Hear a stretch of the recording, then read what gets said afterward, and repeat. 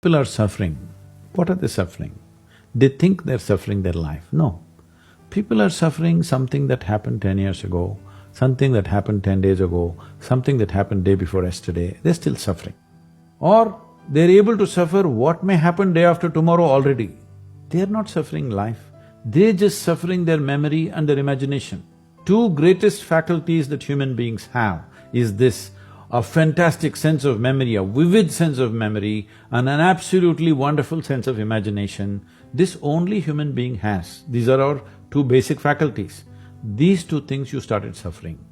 So what you're saying is, evolution has made a mistake with you, please make me an earthworm once again, so that you can just at least become eco-friendly.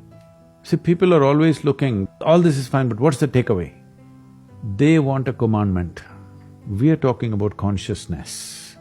Commandments won't fly. Commandments means you're trying to fix your life. Consciousness means you want to liberate your life. My intention is you must liberate your life.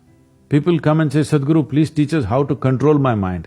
Say, you want your mind controlled or liberated? Oh, yes, liberated, but how to control? Because they think that intelligence is a serious problem. And it's been in their lives. So what is the solution? If you remove a part of your brain, you will be fine. You're essentially complaining, I wish I had the brain of an earthworm, this human brain I'm not able to handle. Yes, that is a fact. So your problem is just this, you have an intelligence for which you don't have a stable enough platform, and that's why yoga. To create a stable platform so that your intelligence works for you. Right now, you may call it so many things, so many exotic names have come up. Stress, tension, anxiety, depression, madness, all kinds of things. All this essentially what it means is, your intelligence has turned against you, that's all. You can give any number of reasons, but essentially, your intelligence has turned against you. If your intelligence was working for you, would you create blissfulness or misery? Why your intelligence has turned against you? There's no stable enough base. So the entire yogic system is about this, that you create a stable base so that your intelligence works for you. If your intelligence turns against you, no power in the universe is going to save you, you are a done thing. When I say I'm thinking this, another word, another way of saying it is, I'm making up this, I'm making up that. You can make up whatever you want, as long as you enjoy it. See, if you become what you make up, unfortunate, isn't it? Your thoughts belong to you or you belong to the thoughts, you must make up your mind. They're fantastic. Only thing is, fantastic things mishandled can kill you. A car can kill you, it's a wonderful thing, an automobile. If you handle it irresponsibly, it kills you. Every possibility is like this. Every possibility, if you do not harness it, it becomes a problem. So the same goes for your cerebral capability. If you do not harness it, it's a serious problem. 80% of the human beings are simply suffering. They don't need any outside help. They're on self-help.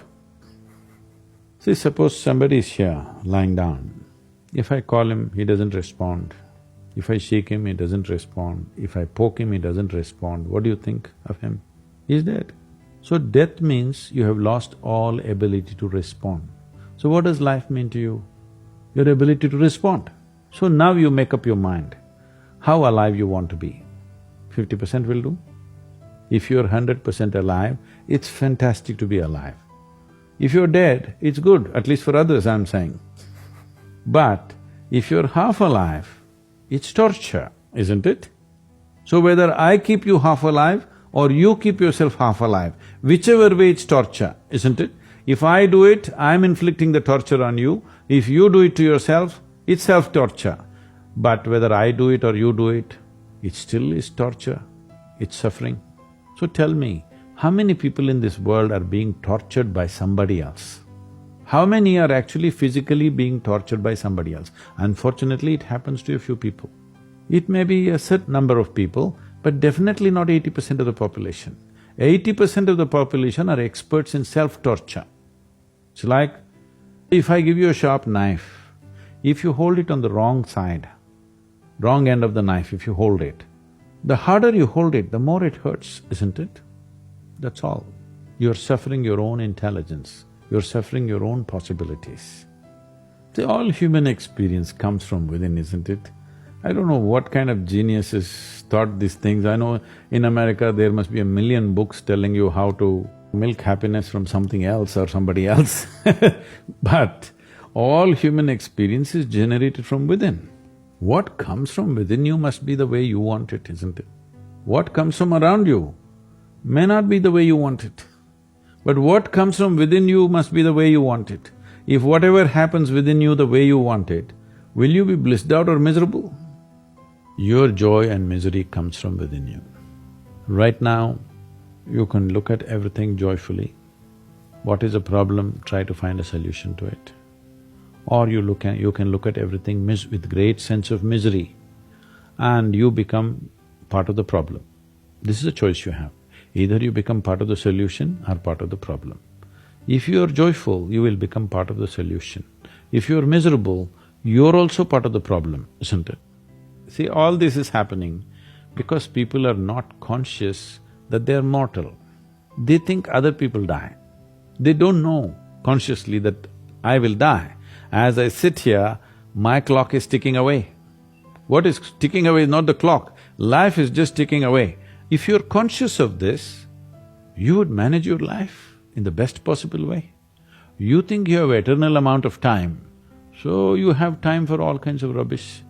If you look at this generation, let's say 2 generations ago, how many people thought they will go to heaven? And today, how many people think they're going to heaven and they're preparing for it?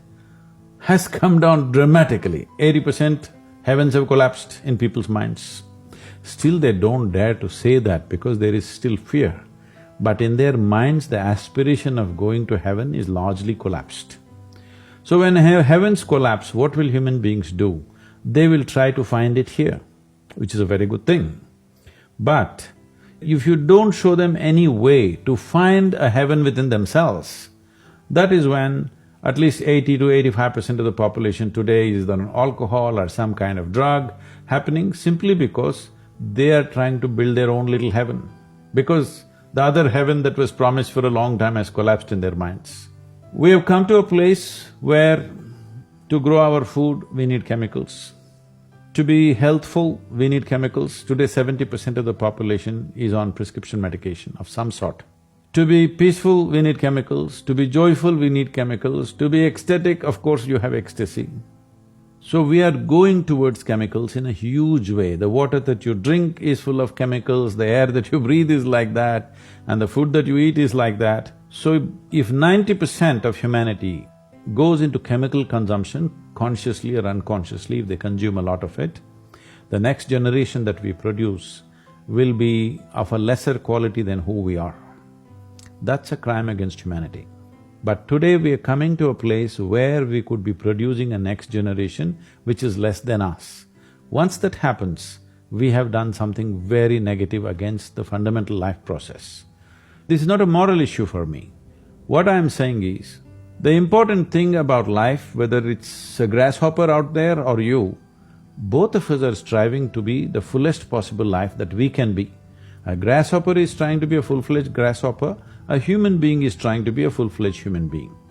So suppose you cut off one of grasshopper's legs which is supposed to hop, the hopping leg, if you take it off, have you enhanced its life, I'm asking you? No. So similarly for a human being, if you take away any of his faculties in any way, even temporarily, have you enhanced his life? So intoxication is just that, it is taking away your faculties for a period of time, but if you continuously do it, it'll take it away for your life. So you're taking away or subjugating your faculties for a little bit of pleasure or maybe a lot of pleasure, however you wish to describe it. But the important thing is you're taking a backward step with life because life can only be enhanced by sharpening and increasing our faculties, not by decreasing our faculties.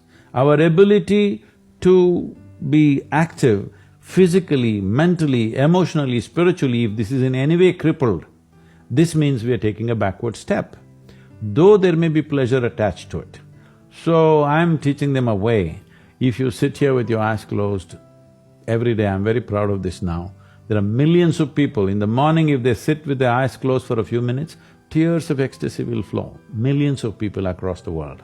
Yes, this is what needs to happen, because you need to understand The greatest chemical factory, the most sophisticated chemical factory is right here. The question is only, if you are a great manager, you will produce what you want from this.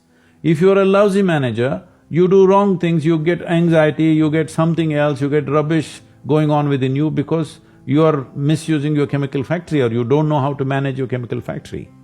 Every human being wants his life enhanced. If you don't show them proper ways to enhance, they will find shortcuts. See, a man who goes to the bar and a man who goes to a church or a temple or a whatever, they're seeking the same thing, they're trying to enhance their life. If you do not show them a proper way, they will take whatever ways are available on the street, that's all. That's why I'm saying it's not a moral issue for me. It is just that it sets you backward. You want to go forward, but it sets you backward.